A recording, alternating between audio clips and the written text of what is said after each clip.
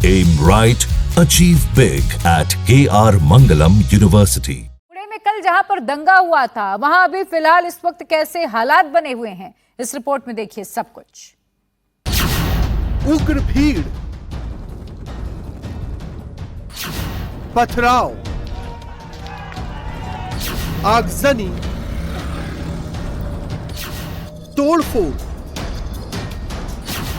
आंसू गैस के गोले,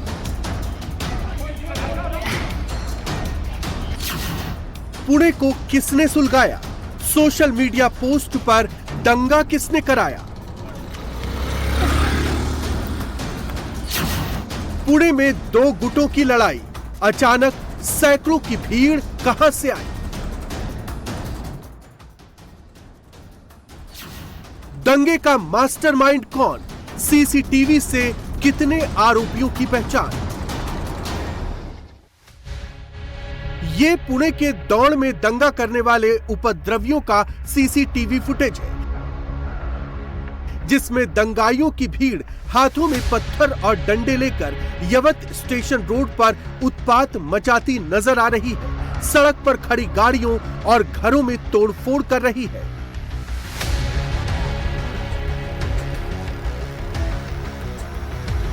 चश्मदीदों का कहना है कि यवत स्टेशन रोड पर अचानक 800 से 900 लोगों की उग्र भीड़ ने लाठी डंडा और पत्थर लेकर हमला कर दिया।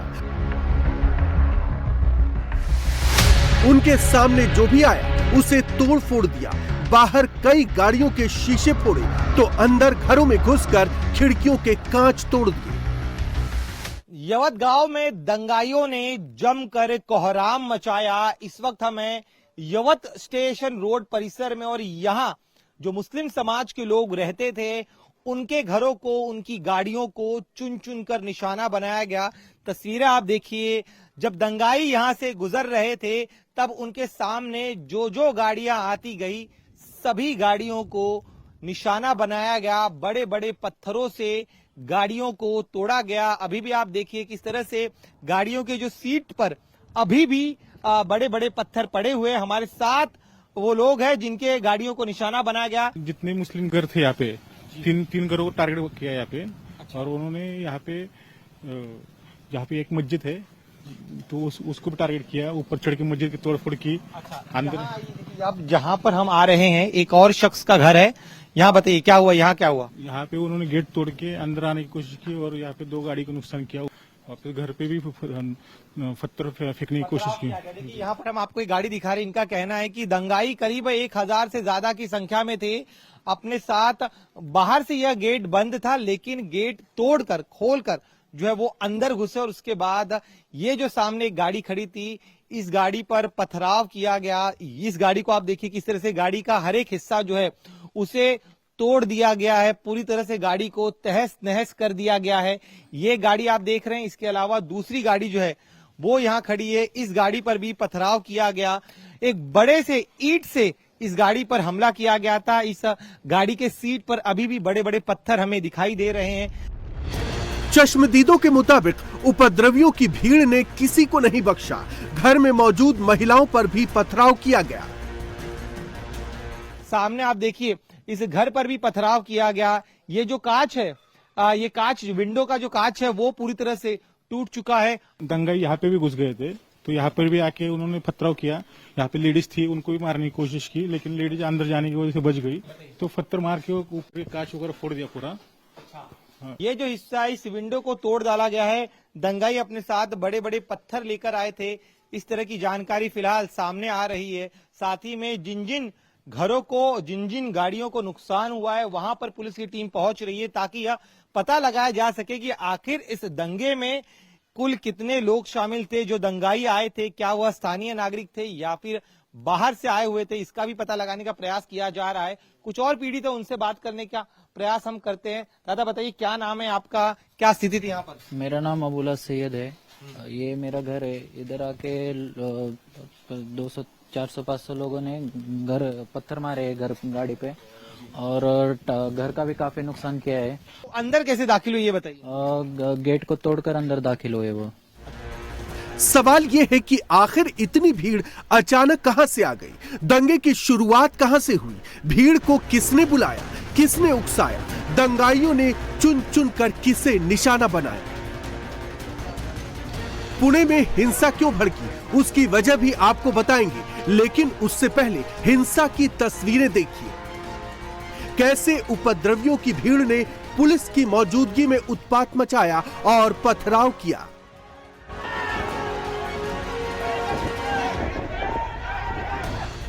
इस दौरान प्रदर्शनकारियों और पुलिस के बीच झड़प हुई। हालात काबू में करने के लिए पुलिस ने आंसू गैस के गोले छोड़े। उपद्रवियों की भीड़ ने यवत इलाके में कई गाड़ियों को फूंक दिया। बीच सड़क पर कई बाइक को आग के हवाले कर दिया। दरअसल ये पूरी हिंसा सोशल मीडिया पोस्ट की वजह से हुई। 1 अगस्त को यवत गांव में एक लड़के ने अपने व्हाट्सएप और फेसबुक स्टेटस पर आपत्तिजनक पोस्ट डाली थी। इसके बाद लड़के को पुलिस स्टेशन लाया गया। जरूरी कार्रवाई शुरू कर दी गई थी, लेकिन तब तक पोस्ट सोशल मीडिया पर वायरल हो चुकी थी, जिसने लोगों के गुस्से को भड़का दिया। व्हाट्सएप स्टेटस वायरल होने के बाद गांव में एक्टिव हिंदूवादी संगठन के लोग एक एक कर इकट्ठा होने लगे। भड़काऊ बातें की गई। गुस्सा सोशल मीडिया पर पोस्ट डालने वाले के खिलाफ था, इसलिए उग्र भीड़ पहले आरोपी के घर की तरफ बढ़ी और उसके घर पर हमला किया गया। सामने मैं आपको दिखाता हूं आरोपी का घर, जिस आरोपी पर इल्जाम है कि उसने विवादित पोस्ट किया था। यहां पर घर में जितना सामान था उस सामान को तोड़ दिया गया, चकनाचूर कर दिया गया। यहां पर देखिए उनके जो ये बॉक्स है, इस बॉक्स को भी यहां पर खोल दिया गया। तो संभवतः यहां पर शायद लूटपाट करने का भी प्रयास किया गया हो सकता है। आरोपी का जो परिवार है वो पिछले कई वर्षों से इस जगह रहता था, लेकिन जिस तरह की आपत्तिजनक स्टेटस इस आरोपी द्वारा रखा गया था, उस वजह से लोग काफी ज्यादा गुस्से में थे। पुलिस के मुताबिक कल जैसे ही उन्हें इस पोस्ट की जानकारी मिली, तत्काल पुलिस एक्शन में आई। पुलिस ने आरोपी को हिरासत में ले लिया, लेकिन तब तक बहुत देर हो चुकी थी, क्योंकि वो पोस्ट, विवादित पोस्ट वायरल हो चुका था।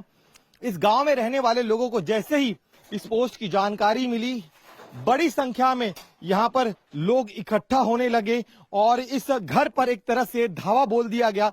यहां देखिए घर के इस हिस्से को आग लगा दी गई। घर में जितना सामान था उस सामान को आग के हवाले कर दिया गया। अब आग कितनी भीषण थी इस घर में, उसका अंदाजा आप इस बात से लगाइए जरा कि यहां पर एक पंखा था, पंखा भी पूरी तरह से जलकर राख हो गया है। साथ ही में ये जो बेड है, बेड भी पूरी तरह से जलकर राख हो चुका है।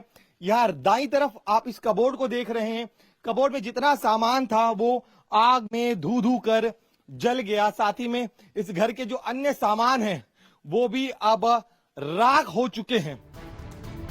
लेकिन हिंसक भीड़ यहीं नहीं रुकी। इसके बाद उसने धर्म विशेष के और लोगों को टारगेट करना शुरू कर दिया। उनके घरों और दुकानों को चुन चुन कर निशाना बनाया।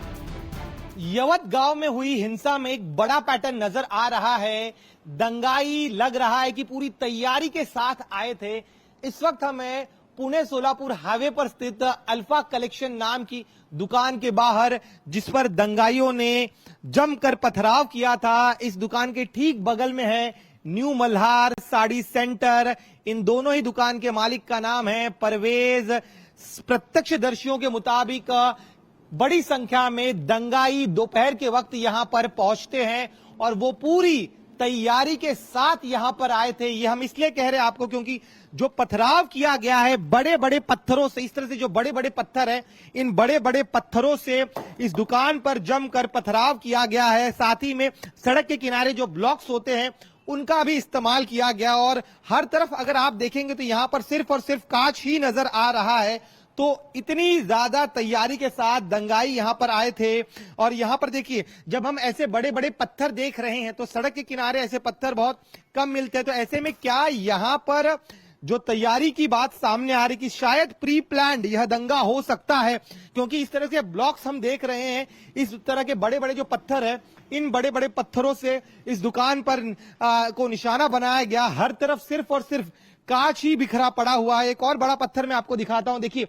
अब सोचिए जब इतने बड़े बड़े पत्थरों से हमला किया जाएगा तब यहां पर क्या स्थिति रही होगी। हैरानी की बात यह है कि जिस वक्त दंगाई उत्पात मचा रहे थे उस वक्त मौके पर पुलिस भी मौजूद थी, लेकिन भीड़ इतनी ज्यादा थी कि शुरुआत में पुलिस वाले कुछ भी नहीं कर पा रहे थे। तोड़फोड़ और आगजनी करती भीड़ के सामने बेबस नजर आ रहे थे।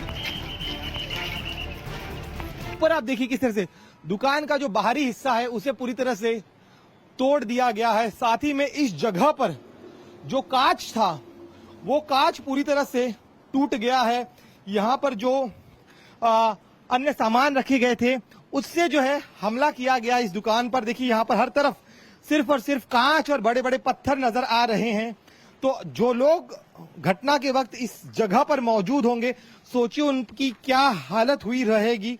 जो प्रत्यक्षदर्शी है उनका कहना है कि जैसे ही दंगाई छोटे छोटे बैच में यहाँ पर आ रहे थे, हमला कर रहे थे, धार्मिक नारे लगा रहे थे और धर्म विशेष को टारगेट कर रहे थे। इसके अंदर किसी ने प्रत्युत्तर नहीं दिया है।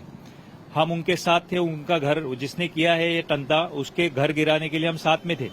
लेकिन बाद में ये मॉब कहां से आया, आधे घंटे के अंदर 2000 पब्लिक आ गए। ये प्री नियोजित था, ये सबको इसकी खबर थी, प्री नियोजित था। पुलिस भी इधर सामने थी, लेकिन पुलिस क्या करती, 3-4 सिपाही बस इधर मौजूद थे। वो क्या करते थे इतने बड़े मॉब के सामने, तो उनका भी कोई कसूर नहीं है। लेकिन पुलिस स्टेशन के सामने रहने के बावजूद हमको सुरक्षा नहीं मिलती है, तो फिर जो गांव बस्ती के अंदर रहता है उसकी सुरक्षा का क्या होगा। बिल्कुल, देखिए जिस जगह इनकी यह दुकान थी जिसे यहाँ पर तोड़ा गया, ऊपर से लेके नीचे तक हर तरफ बड़े बड़े पत्थरों से यहाँ पर हमला किया गया। इस दुकान के ठीक सामने यवत पुलिस थाना है, जहां पर तमाम बड़े अधिकारी मौजूद थे, बावजूद इसके इनके इस दुकान को निशाना बनाया गया। हालांकि बाद में मौके पर एक्स्ट्रा पुलिस फोर्स को भेजा गया। भीड़ को काबू करने के लिए पुलिस को आंसू गैस के गोले तक छोड़ने पड़े। 4 से लेके 5 जगह पे ये मॉब गया है और ये एक ग्रुप इकट्ठा नहीं था उस समय पे। तो ये पूरी घटनाक्रम अगर आप देखोगे तो पूरा आधे घंटे के अंदर का है, 30 से 40 मिनट की ये घटना है। उसके बाद पुलिस इंटरव्यू, तो ये अलग अलग जगह पे जा रहे हैं। तो जब आप एक गांव में रहते हो तो आपको उस गांव के बारे में, एक मेट्रोपॉलिटन सिटी नहीं है, यहाँ की लोक संख्या है 15,000-20,000, आपको पता होता है किस का घर कहाँ है, वो किस धर्म का है, किस जाति का है। तो उतना टाइम मॉब के पास भी रहता है ये चीज़ें आइडेंटिफाई करने का। लेकिन ये सारी बातें मैं इस पे अभी आपको लॉजिकल फाइनल कंक्लूसिव कमेंट नहीं दे सकता, क्योंकि ये इन्वेस्टिगेशन का पार्ट है।